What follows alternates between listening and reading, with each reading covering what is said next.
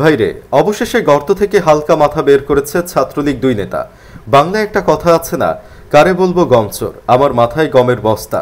ছাত্রলীগের হাতে হাজারো সাধারণ ছাত্রছাত্রীর রক্ত মাখা সেই ছাত্রলীগ বিচার চায় অন্যায়ের বিরুদ্ধে। মুখ খুললেন ছাত্রলীগের সাদ্দাম ইনান, দিলেন বিবৃতি।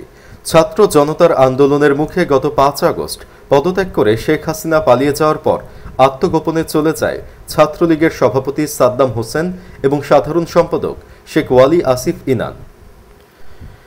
দীর্ঘদিন গণমাধ্যম কর্মীরা তাদের সঙ্গে যোগাযোগ করার চেষ্টা করেও ব্যর্থ হয়।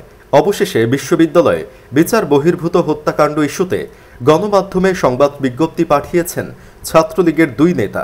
রোববার ২২ সেপ্টেম্বর ছাত্রলীগের কেন্দ্রীয় সভাপতি সাদ্দাম হোসেন ও সাধারণ সম্পাদক শেখ ওয়ালি আসিফ ইনান সই করা প্রেস বিজ্ঞপ্তিতে সম্প্রতি ঢাকা বিশ্ববিদ্যালয়ে তোফাজ্জল হোসেন, জাহাঙ্গীরনগর বিশ্ববিদ্যালয়ে শামীম মোল্লা এবং রাজশাহী বিশ্ববিদ্যালয়ে আবদুল্লাহ আল মাসুদ সহ দেশের বিভিন্ন প্রান্তে সংঘটিত বিচার বহির্ভূত হত্যাকাণ্ডের বিষয়ে উদ্বেগ প্রকাশ করেছে ছাত্রলীগ।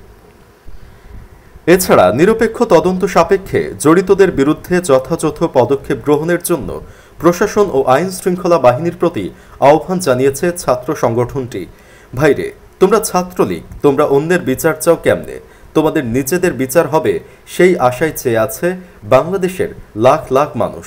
ভিডিও ভালো লাগলে শেয়ার করবেন, আমাদের ফেসবুক পেজ ও ইউটিউব চ্যানেল সাবস্ক্রাইব করুন। কোন বিষয় ভিডিও দেখতে চান কমেন্ট করুন।